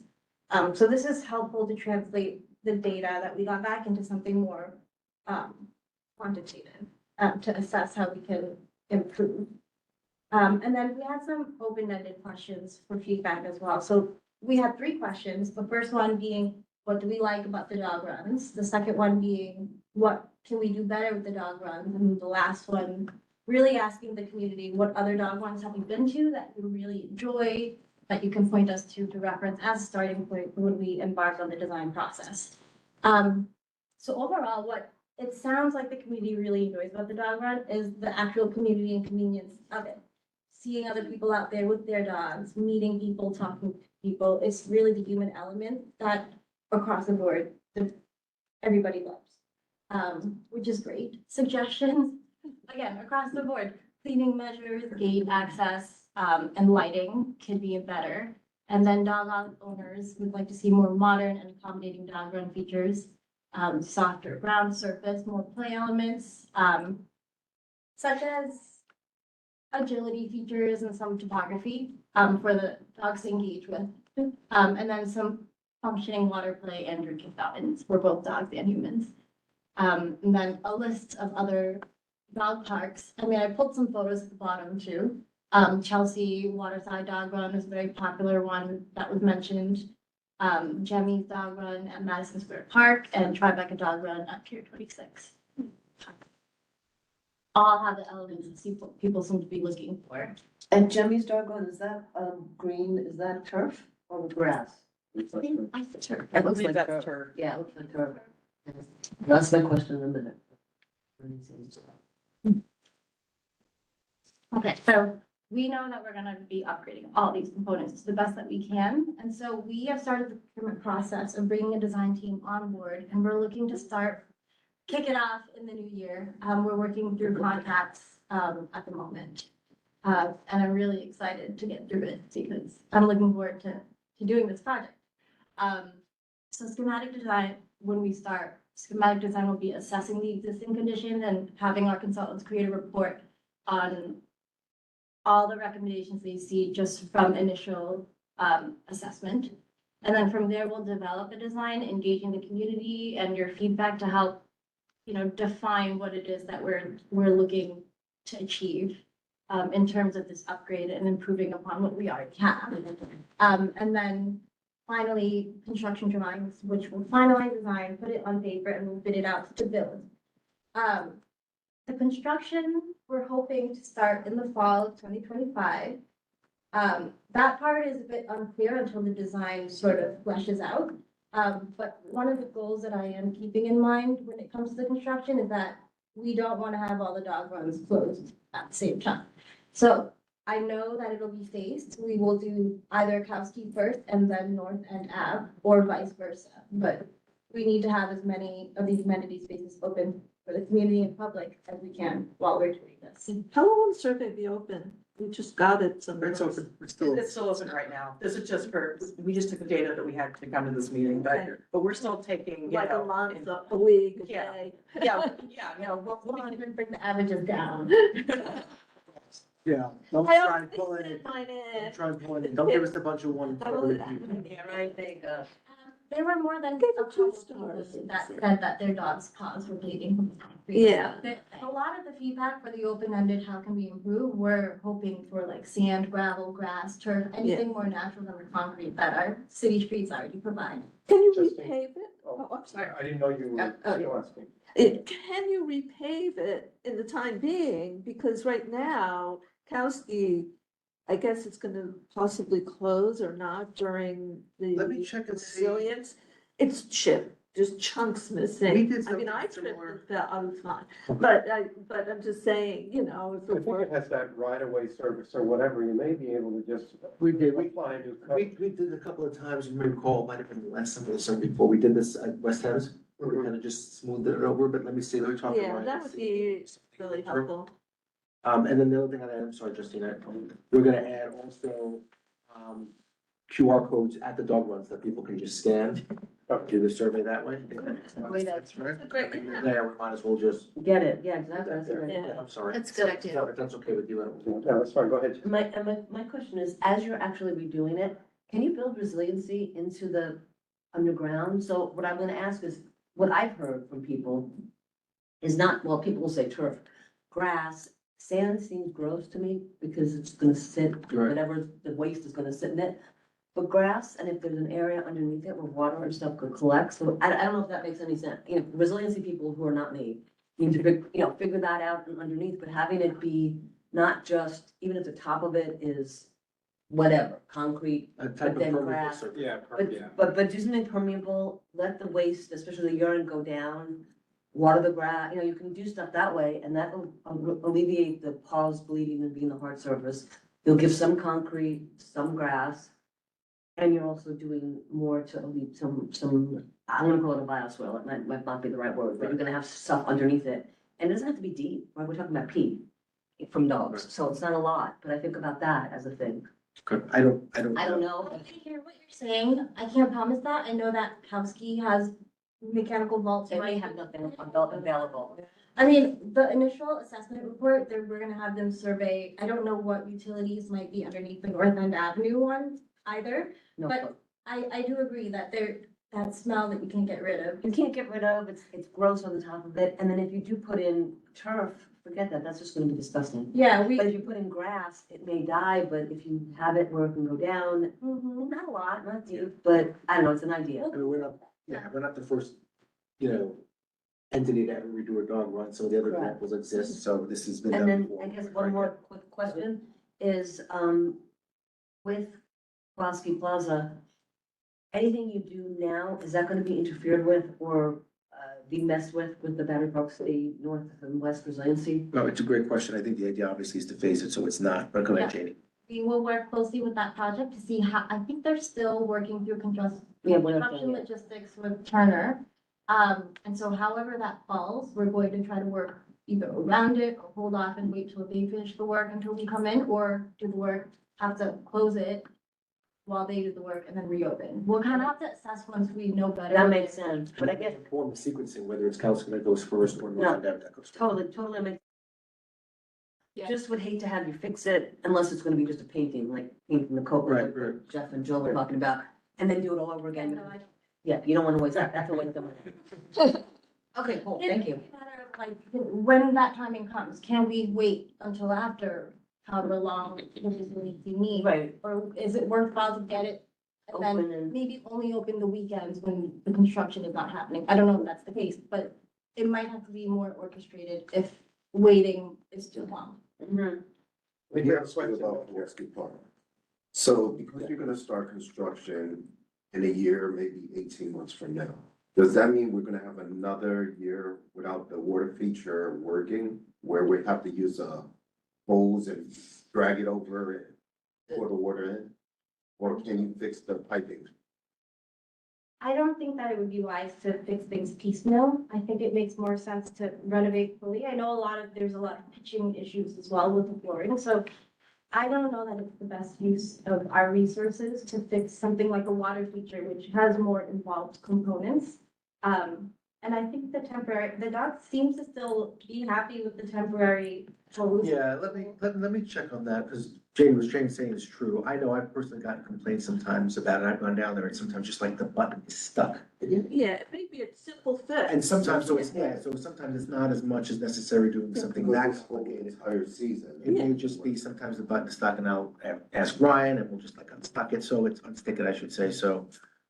Yeah, that can be. Not a wholesale. Yeah. There's small things in the interim, sure. I mean, we don't want. Oh, yeah, to rip it out. But that's everyday maintenance, like we get calls all the time, we Yeah. fix this It thing. may really just be maintenance because it worked last year just fine. Right, And yeah. it works sometimes this year too, and then sometimes it gets stuck, so, yeah.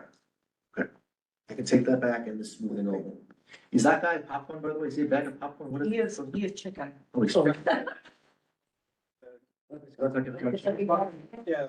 I don't know. Oh, I've been wondering this whole time. So thank you, unless there's anything else, and the idea next, I guess, would be maybe early next year.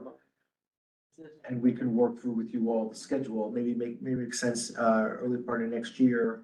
Maybe come back once we have a contractor on board to update Maybe we you. can push it. Do we have anything else, Jane? It was just to say that the next steps we're Oh. hoping to get signed in the new year and. You can't make it go. But Do it. That's it's not Zach, do you important. want to bring the last slide for us? Yeah. No, Oh, it didn't move. For some reason, their clicker isn't working. There we go. Oh, this one. That's the way. It's the other way, it's the wrong way. There we go. That'd be nice. Aw. Oh, things are great. Cruella. Okay, so we're hoping to kick off design in the new year, and to further engage with the community to direct the design. So we'll be back with more. Thank you so much. Thank you. Okay. All right. I think that concludes our sort of irregular items, and now we have regular items such as the security report and Nick's report. We have security going first. I don't see Patrick, but I see Jackson. Is that- Jackson's online, yeah, he's usually here, in person, he had to do remote tonight, but Jackson, I think you're on. Yes, I am. So, I do owe you numbers for the past few months, which I will send you in the chart. I didn't get them in advance of the meeting, it's on me, but I will get them over to you. But Jackson, you want to run through some of the highlights and updates?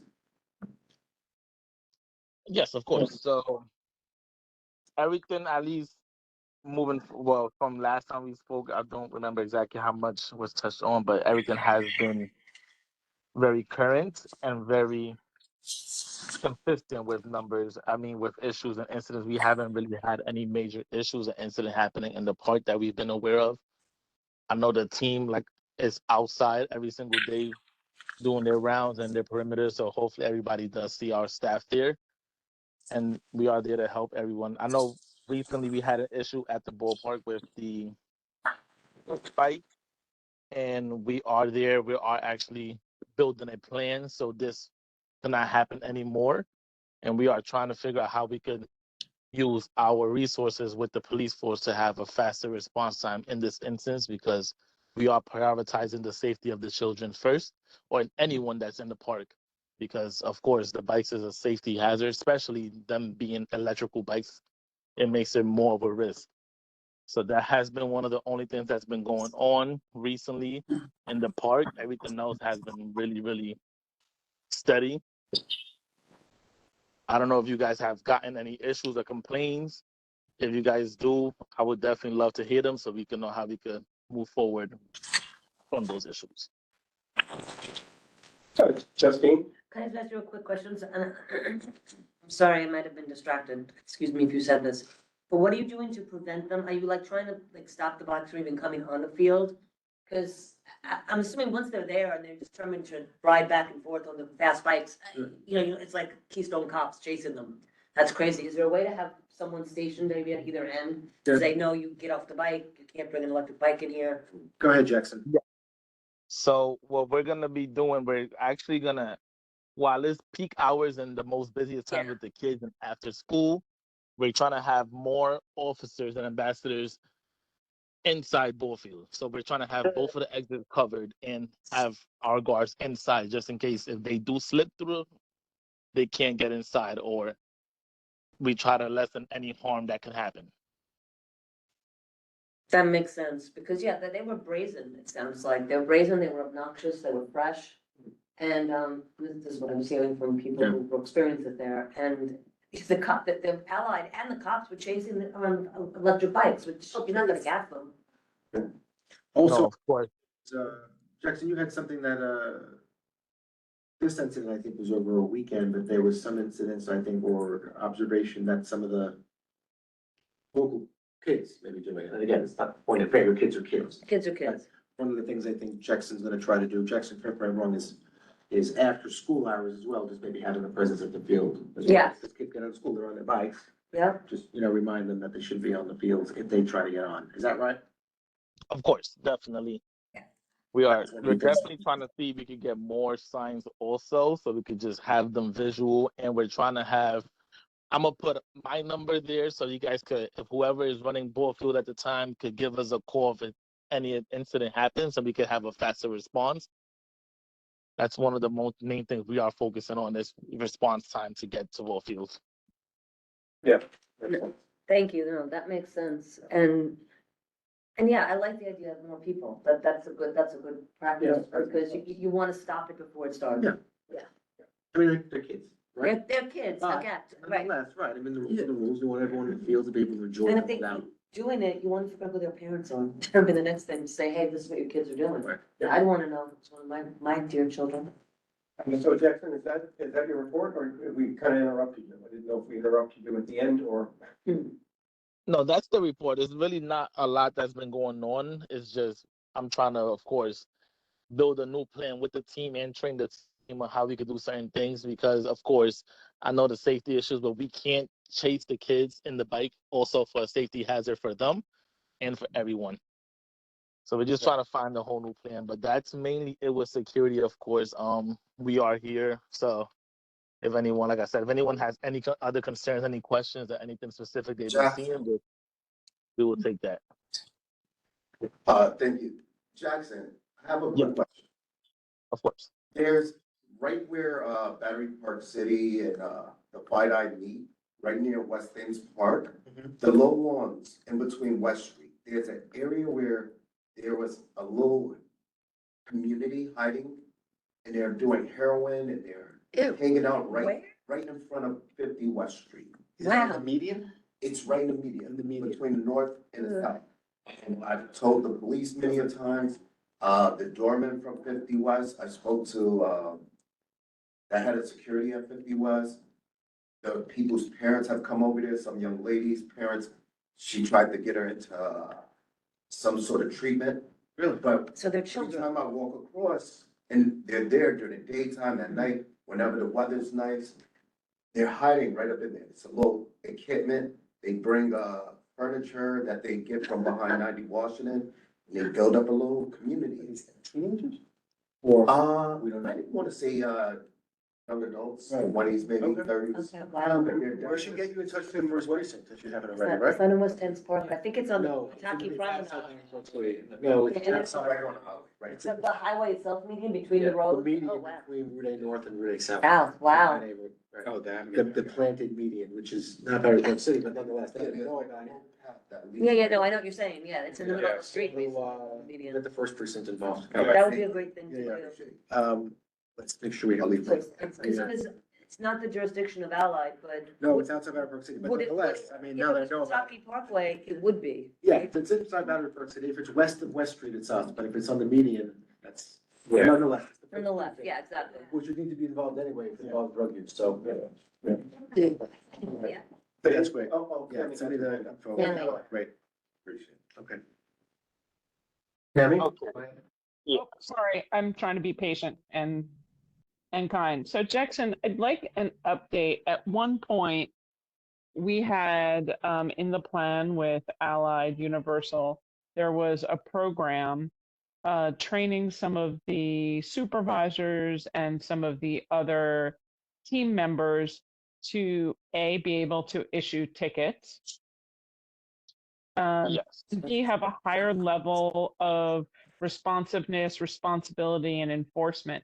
Can you talk about that? Because I haven't heard any updates, any conversations, and in fact, the conversations that I most get in the community is, for example, for repeat offenders, why can't someone be ticketed? And I'm like, well, if they're in the parks, they could be. That was one of the qualifications that BPCA told us was, you know, one of the new perks. And since that's Yeah. not necessarily happening, I'd like an update on the program, how many officers are actually on any shift, have that kind of level of training, et cetera, if you don't mind. Of course. So yes. So throughout the day, every shift we do have special patrolman officers, SPOs. The only thing is right now we're trying to get more, but since this is run by the NYPD, they have their training times and their training schedules, and we've been trying to get in contact with them to find out when we could send out more. So right now it's a little dead zone between a conversation between NYPD and us to get the schedules, because I know they're doing their academy classes. So they're prioritizing that. But we do have about a total around 4 to 5 officers throughout the day in general that do patrol, and they do have their badges. They do have the right to do the tickets.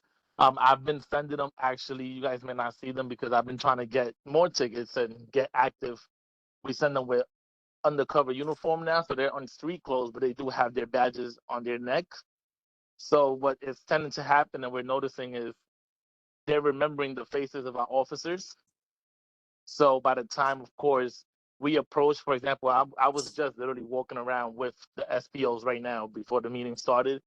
And when we seen dogs out on the lawn, they already seen us. By the time we got to them, the dogs will be off the lawn and on leash. So we are deterring, of course, but the tickets is hard because, of course, if we can't get to them and if they decide to just walk away, we can't physically touch them. We can't do none of that matters. So we're deterring. Let's just say we're deterring. Deterrence is good. Let's hope. Getting them off the grass is good. It's not having to be. But if there's only 4 or 5 officers total, I mean, it would be nice to have 4 or 5 per shift. Oh, Yeah, that is the main goal. It's just the training right now that they're delayed. I don't know what's going on at Police Plaza, and in general, it's just that we have everyone scheduled. We have their applications in the system. It's just we're waiting from them. It would be great, Jackson, to have a larger amount of park enforcement, park infringement. And the reason why I say that is we are about to embark on a major transformation of our coastlines. It will highly affect the amount of public space. If we can't get people trained now to follow the rules, it will be a far more impactful negative experience as we get down the road. And then you're going to have people complaining, I only have 10 square feet. I used to have 100 square feet. How come you're so mean and rude now? Well, it's not about that. It's about everybody has to play along. It's just, you know, everybody should be following the rules. And let's see if we can do something to have a greater level of encouragement to follow said rules, whether it comes with warnings or anything. I understand you don't want to put hands on people, but just standing there isn't affecting change. And I don't mean, I don't know how else to express it. No one wants to live in a police state, but everybody's got to follow the rules, because when we only have 10 feet of square space, it's going to be intense. Yeah. Of course. Yeah. I will add to my list to add to PD Alan's bit about the space in the median. Yeah. And I'll ask PD about any insight they can give us about. Training, yeah, because we would like more. It may not be, I mean, Nick, the first person may not know, but he may be able to. Remember the follow-up. But yeah, so again, I would just note, I'm sorry, just because I always say it, it's always in my reports. The goal, of course, to Tammy's point, is not to issue tickets. The point Right, is just yeah. to get people to follow the Obey. rules if they are not. Know following the rules and obey them. Enjoy it, but Yeah. Jackson, to your credit, and thank you, having folks there, maybe just, again, deters people where they see them, we're not gonna chase them down on foot, but they get off the lawn. Step The one. idea is to, have folks try and and follow the rules, so they are not, you can enjoy them. And just as an FYI, I'm interrupting you, but this is fast. FYI, dusk is the time when folks inundate the turf on West Thames Lawn. Soon as it gets dark, the kids leave, The the dog, dogs go. makes sense, they get back from work. They're back, but it's also dark and I think it's safe. They're getting back after work. But that would be a time to have an ambassador be Yeah. there to But say, it's hey, always get the off. same people. It's the same people. I Always the recognize the same dogs. I don't know if I see the people, but it's the same darn dogs. I didn't even know that was it. Yeah, well, go ahead. Scott. Just a Yeah. quick question, the FPOs, just SPOs. SPOs.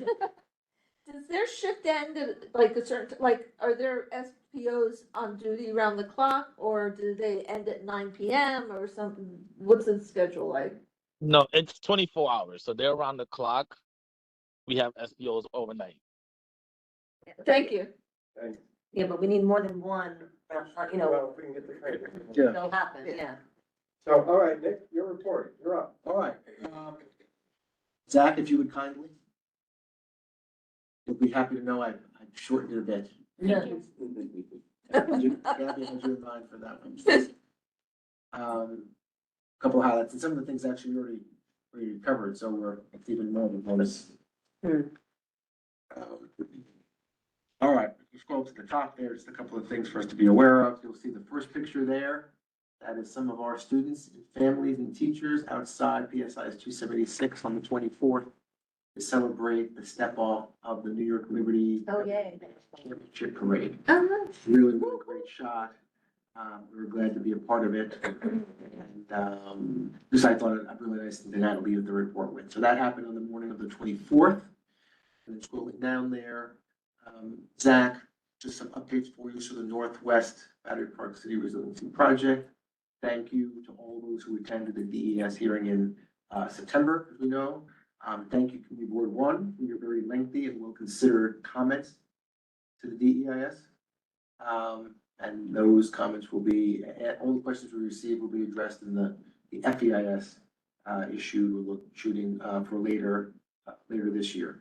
And then all the information from the hearing is on our site, obviously, with all the rest of our presentations, videos, etc. One thing I did want to bring to the community board's attention, I tagged you, I think, in the tweet that we sent out. We're pushing it on social media. Thank you, Becky. Temporary bike lane rerouting for a 1 block stretch of the bike lane. So to orient you, that is the 1 block stretch between the North Esplanade and Chambers Street, right next to Stuyvesant High School.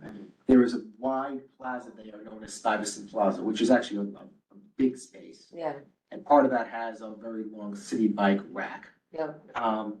To facilitate some subsurface site investigation work that has to happen on and near the bike lane itself, we're simply diverting bike lane traffic just about 50 feet north, right through Stuyvesant Plaza. But as you can see, it's cordoned off, it's painted, it's clearly signed, and that should be for about 3 weeks' time or so. So with any luck, by Thanksgiving, I can return to the normal bike lane stretch. And again, it's literally 1 block segment of the bike lane. So it's from, if you're coming south, when you hit the North Esplanade, it's from North Esplanade to Chambers, and then you go back onto the normal bike path.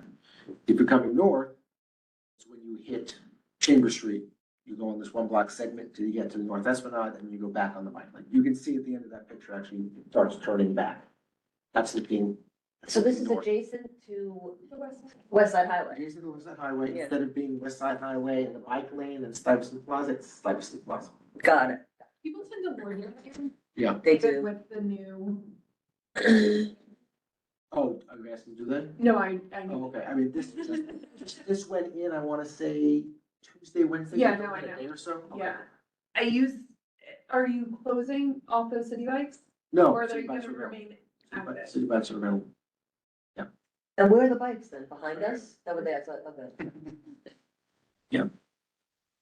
Okay, Mhm. so I wanna make sure we had an update on that, a couple of weeks' time, and it'll be back. And you've told Stuyvesant High School folks, right? I mean. Stuyvesant. Yeah. Told them. Trying to see it. Told like, HR. Told they- HRPK, the sugar cubes as well, which are the kind of vernacular for the big concrete blocks, so we can use as well for safety to make sure. Yeah, no trucks. Yeah, so just so we have that, and then Zach, next page. this time, I promise. This is something that you guys are aware of, I know, but we put it out as well. It's on our site, one of the report, the 9/11 assistance program. So again, we'll always emphasize this, but those directly impacted by 9/11, many of us were here that day or close by.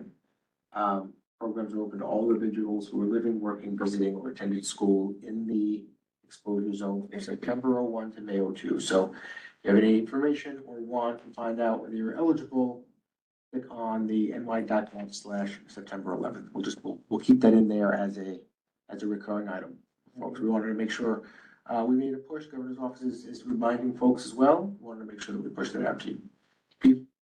Do you know if any of the schools reach out to their alumni to make sure that they have those? There's a youth, if I could answer, if you don't, if you No, don't. no, I, There's a youth cohort that the Victims Compensation Fund and the health program are trying to do to get this to happen, because as these kids are aging out, like my youngest daughter was born 2 weeks after. So she wasn't in the schools, but they have records, the schools don't keep them forever, so trying to get the kids to get their records and at least file the claim so you can do something to prove your physical presence. So we've asked, we've tried, how successful we are, I don't know. Because also remember, these are young kids, they don't want to think they're gonna get sick. Right. They blow it up, and even if they do get sick, they don't want to hear it, they don't want to deal with it.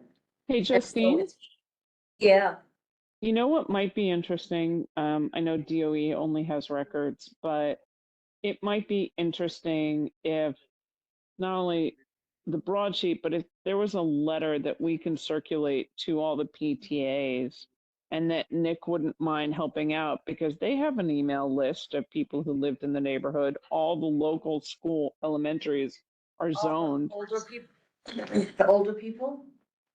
Because I mean, some of it might be, but yeah, that's a good idea. Let's talk about that as a concept. Yeah, maybe, Yes. maybe Nick could help, because he has to have, you know, that letter could go out to building, you know, boards and Borrow this. and contact lists, yeah. We can do to help spread the word. We have. I wonder if there's like Yeah. Facebook group of alumni for certain schools too. There may well be. Yeah. I'll look into that. Yeah, absolutely. Whatever we can do to help spread the word. This is ongoing. Because it is, and people will get sick now. Or make sure. Now you got 20 years, 23 years after the fact, people are starting to get sick and turn them up, and they don't talk about it. Yeah. Right. And I will say this, that the, part of the process to do the Victims Compensation Fund is you have to get a certified letter from the World Trade Center Health Program. They now make it way harder. I mean, granted, it's 23 years later, but before that, you know, you went in, they took care of you, you talked to them. Now you have to be screened by them first, and that doesn't mean anything, but if you can't get screened by them first for physical presence, and then saying your cancer or your whatever you have is related, you're done. You can't even get to the next step. So doing this sooner rather than later is so important, because more time that passes. Yeah, to at least like get on the record that you were there and like Yeah. start saving those records so that in time, when you need it, you have it. 24 days. No, Right. People have moved away or. yes, they don't know. And I will say this too, that the Victims Compensation Fund folks, they are very happy to get affidavits from people. But also, if Jeff, you're gonna write an affidavit for me and say, yes, I saw her that day, this, they'll come. Yeah. They are now starting to call you and talk to you and interview you about your letter, what you said. Which is fine, that's good. But it's not like you can just say, oh, hey, do me a favor. It's gotta be real. And part of it is, I have no issue with it having to be real. But, But that is one reason that people need to go through that process now, because people may not remember, no, so Justine. right? I mean, I think this is a really great resource. I shared it with two of my doormen who are very sick and who Oh, my goodness. have been able to take advantage of it. So I That's think so we should good. get That's huge. Sad. Because, yeah, even the doormen and the people in the buildings, Yeah. that should be done. Yeah. Because, I mean, whenever we talk to them, we tell them what's going on, but they need to do it. Think about this. I know, Gus. Gus. Like this is the PTAs. Your PTOs would be great, yeah. Well, but I mean, do they have records of? They might, you can ask them. I mean, Like, who was a member 20 years ago? I mean, there might be PTAs that also might have like Facebook group, alumni Yeah, group, like things like that, just like pushing it out. Yeah, getting to them. Yeah. you never know. Thanks, That's a teachers. worthwhile thing to do. Yeah, we can think about pushing And yeah. that out as well. But yes, if you guys want to do that, any letter as well. Let's Let's maybe push it, follow up let's and push do it out. Yeah. Okay, BPC ball fields upgrade, we actually talked about already, so we can run through that, in South Battery Park City, updates are there. Katie, thank you for, probably gone already, but thank you for the update. Move on, Zach, unless there's any questions. Okay, coming up in Battery Park City, so we have our November movie nights, which are coming up this month. Just right now. Chef Talk on next, Tuesday, the 12th. Presented by ICE, they're gonna be doing, ideas to elevate your holiday orders, those for cooking, so that's there as well. And That's then, really fun. this, I only put one highlight in here now, Election Day Art and Play, this was again when the world was a different place, back on Tuesday afternoon. Yeah. But that was a very cute, we had Election Day Art and Play, Yeah. in Rockefeller Park, for children to take part in an art project. They got to pick who they wanted for president. Right, so the 4 candidates for BPC Animal President were Finn the Oyster Toadfish, Pearl the Squirrel, Pippin the Pigeon, and Booze the Goose. Oh. Who won? Pearl the Squirrel. Pearl the squirrel. Nice. Remember that, Pearl the Squirrel. A woman squirrel. And then very briefly, these are items that we have, recurring, so the scan alert for NYPD, don't hand anybody your phone if they say that they're doing candy sales or things for their schools, as we know. Community reminder, as we always have, and as we just discussed, pet-free lawns, okay? And then homeless assistance, I wanted to make a point here, we've had this recurring in our reports, but I'm proud to report that last week I joined Zach and Tammy and a few other folks from the community on the 105 Washington Street Community Advisory Board. Those are gonna be recurring calls that happen bi-monthly-ish. We had a nice introductory, call with the folks from social services, and from the organization that runs the shelter. How many people are in 105 yet? Do you know? How many have taken it? Don't know, actually, it's a funny question, we asked the numbers, I don't think I had them ready to share. How many people are living there now? I know last I heard was, 65. last I heard was 5, so this is excellent news. What's the capacity? 83, Oh, great. 85? So I we'll, recall, but you might know. we're including those, including in those conversations, obviously, as much as it affects Battery Park City, tangentially. But it's good, obviously, that the board itself has direct representation, as they should, on that advisory board. And it's also I think good it's Tammy, because, Zach and Pat Morrison. but it's good that you're there because the allied folks are gonna know where to go and how to get people referred. So that's a good thing. And I think that's it, beyond that, Zach, I think I have one more page, maybe? That was it, lost and found information, our next board meeting is the 18th. And I would love to get some new, neighborhood coordination officer, Sector B, I don't have his cell phone number yet, but it's Fernando Masso, that's in the first. Oh, okay. The lost and found, I've gone there Yeah, and asked if they had lost and found, and they said no. did it? Jackson, you still on? Yes, I am. Okay. Did you hear that? Did you hear what I said? No, I did not. Sorry, I was dealing with a situation here. I went to 200 Rector place to ask about lost and found, and they said there was none there. In the command center. We have, if it's any item that we get, we have everything in the office for lost and found. I don't know what's been going on with 200 Rector because there's certain things that we've been like supposed to get mailed that they don't tell us, or they're just not telling people this is the Allies office. They can send them to the other side of the building. I literally dealt with that issue yesterday because I was looking for something. It sounds like there may be a communication issue. Well, we'll make sure, A, that they get in the right place, but B, that the people who are manning the desk. Yeah, at least No. You went to the back door, right? I mean, you went to the, right across the park. You went to the security office, okay, so Jackson, maybe just we'll make sure that the folks are at the desk understand. Because that's where the lost and found is, not on the ball fields, right? I mean. No, it's with us. Thank you.